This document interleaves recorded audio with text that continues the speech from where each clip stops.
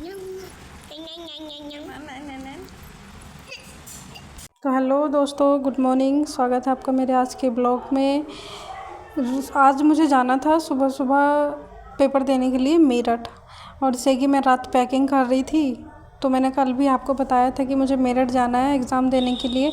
और मैं सो करके उठी थी बहुत ज़्यादा लेट, और टाइमिंग थी मतलब कि हमको 8 बजे निकलना था और मैं सो के उठी 7 बजे। तो मुझे जल्दी जल्दी नहाना था, तैयार भी होना था, कपड़े भी प्रेस करने थे, बहुत सारा काम था और मुझे समझ में नहीं आ रहा था मैं क्या क्या करूं। मैं जल्दी जल्दी ब्रश किया, उठी, तैयार होने वाली थी। एक तो पता नहीं चल रहा था कि मतलब हमें वहाँ पे रुकना कहाँ पर रुकने का भी कंफर्म नहीं था। तो जो मेरे साथ की लड़की थी उसका तो कंफर्म था कि भाई वो रुक जाएगी। ये तो मेरा तो कुछ कंफर्म भी नहीं था, लेकिन मैं फिर भी तैयार हो चुकी हूँ। ये है मेरा आज का आउटफिट। कैसा लगा आपको कमेंट में बताना। ज़्यादा गर्मी हो रही है तो फिर मैंने लोवर और सिर्फ शर्ट डाली है। जैसे कि फिर घर से बाहर निकले हम, मतलब मैं निकली अपने घर से जाने के लिए और यहाँ तक ही पहुँचे थे बस स्टैंड तक, भयंकर बारिश होने लगी और तूफ़ान आ गया बहुत तेज़। अब सोच रहे थे हम कि कैसे जाएंगे। ये फिर थोड़ी देर के बाद बारिश रुक गई, हमें मिल गई थी बस 5 मिनट के अंदर ही। फिर हम बस में बैठे। बस में बैठने के बाद मतलब से 4 से 5 घंटे का सफ़र था।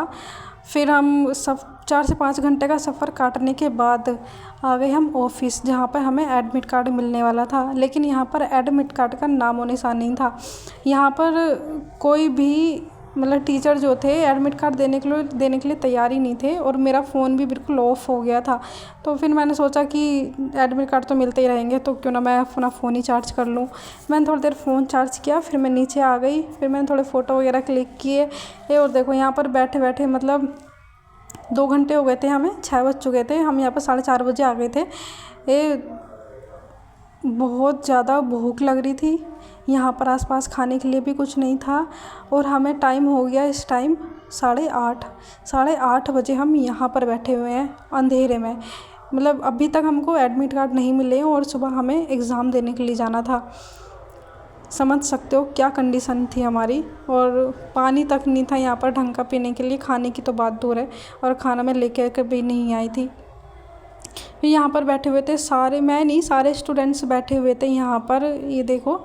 और फिर उसके बाद हम मतलब जैसे कि हम सारे बैठे हुए थे, रोड पर ही बैठे हुए थे। ऑफ़िस के अंदर भी नहीं बुलाया था टीचर्स ने, हम रोड पर बैठे हुए थे। तो फिर तभी पुलिस आ गई। पुलिस वाले पूछने लगे कि मतलब क्यों बैठे हो यहाँ पर सब। तो कुछ बच्चों ने शिकायत भी कर दी कि मतलब एडमिट कार्ड वगैरह नहीं दिए जा रहे हैं। तो फिर उन्होंने टीचर्स को ऑफिस से नीचे बुला लिया। फिर यहाँ पर वार्तालाप हो रही थी, कुछ एडमिट कार्ड को लेकर के बहस हुई। ये फिर अभी तक रहने का भी कुछ पता नहीं था। तो और ये अगला दिन है मॉर्निंग का। यहाँ पर ये मेरा सेंटर है जहाँ पर होने वाला है, जहाँ पर मेरा एग्ज़ाम होने वाला है। ये वो जगह है। मतलब सुबह सुबह मिल गई थी, और सुबह सुबह ही हमें एडमिट कार्ड मिले थे, रात को नहीं मिले थे। ये फिर जैसे मैं कॉलेज आ गई थी और मैं रात को रुकी थी दीदी के घर पर। कभी आप सोच रहे हो कि रुकने का ठिकाना तो था नहीं, तो फिर रुकी कहाँ पर, तो रिलेटिव थी दीदी, उनके वहाँ पर रुकी थी। ये फिर जैसे स्कूल के अंदर एंट्री हुई थी तो बारिश होने लगी थी। फिर हमने एंट्री की और पहला एग्ज़ाम हमारा कंप्लीट हो चुका है। मेरा एग्ज़ाम तो ठीक गया। और ये देखो लंच टाइम में बच्चे पढ़ ही रहे हैं। ये नहीं है कि खाना वगैरह खा के थोड़ा आराम कर ले, लेकिन पढ़ने में लगे हुए हैं। फिर हमारा दूसरा भी एग्ज़ाम कंप्लीट हो गया, और मेरे आज के दोनों एग्ज़ाम पहले दिन के तो दोनों ठीक गए। ये फिर जैसे तैसे करके ऑटो मिला, क्योंकि मुझे रास्ते का भी पता नहीं था। तो 2 से 3 ऑटो बदलने के बाद मैं आ गई घर। और ये आज का है दूसरा दिन, मतलब मेरे एग्ज़ाम का दूसरा दिन है सेंटर का।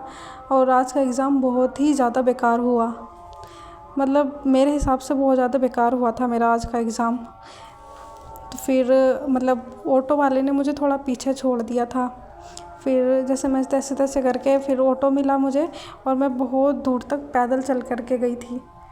और भयंकर गर्मी पड़ रही थी, मतलब दोपहर में। जैसे तैसे करके फिर यहाँ पर ऑटो मिला। ऑटो मिलने के बाद ऑटो वाले ने मुझे छोड़ दिया आधे किलोमीटर पीछे। मतलब उसने मुझसे बोला कि अगर मैं थोड़ा सा आगे और जाऊँगा तो 10 रुपये एक्स्ट्रा लूँगा। तो फिर मैंने सोचा कि इतना सा दूरी है तो क्यों ना पैदल चल लूँ। वो लेकिन था निकला बहुत दूर वो। मैंने एक ऑटो वाले से पूछा था कि कितना दूर है, लेकिन उन्होंने बोला कि थोड़ा सी दूर है, पैदल जा सकती हो। और ये देखो मेरी साइड में अंकल मस्त सुट्टा मार रहे। फिर मैं चली गई, थोड़ी दूर चल करके गई, चलना पड़ा मुझे पैदल, लेकिन मुझे ऑटो मिल गया था। फिर ऑटो मिलने के बाद मतलब ऐसा हुआ था कि जो ये ऑटो वाले हैं इनके पैसे मुझ पर रह गए थे। आज कल के बजाय 1 घंटा मुझे आने में लगा घर पर, और फाइनली मैं आ गई घर पर इतनी गर्मी में। शाम को सुबह के निकले हुए भाई शाम को ही आए, मतलब थक जाते थे पूरा। और देखो घर पर सब सोए पड़े हुए हैं, कोई नहीं था। जहाँ पर मैं रुकी हुई थी ये दीदी का लड़का है, वो रिलेटिव है तो उनका लड़का है, ये बहुत क्यूट है। मतलब इससे ही मेरा मन लगा वहाँ पर 2 से 3 दिन, और आज का दिन मेरा लास्ट था इसके साथ में, तो मैं इसके साथ में मस्ती कर रही थी।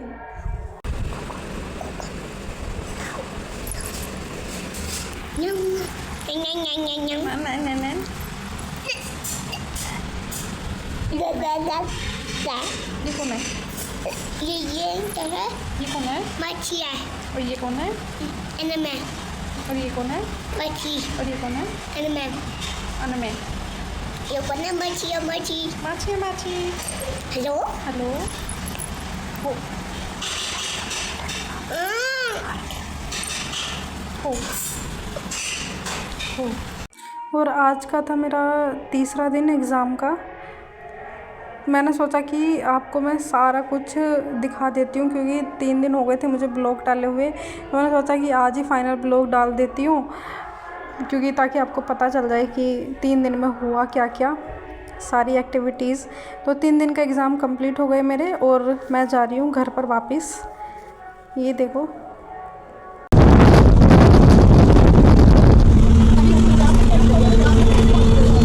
आज मैंने पहली बार देखा कि जानवरों का बाज़ार भी लगता है।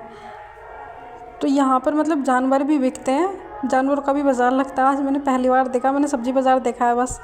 तो 3 से 4 घंटे का सफ़र काटा मेरठ से मुरादाबाद के लिए, और 2 घंटे का सफ़र है मुरादाबाद से ठाकुरद्वारा के लिए। टोटल 5.5 से 6 घंटे का सफ़र काट करके मैं आ जाती हूँ घर पर, और बहुत ज़्यादा थक गई थी रात को, तो मैंने ब्लॉग बनाया सुबह। मैंने सोचा कि आपको सारे दिन की एक्टिविटीज़ दिखा देती हूँ कि क्या है। ब्लॉग कैसा लगा कमेंट में बताना। मिलते हैं नेक्स्ट ब्लॉग में। Tata bye bye.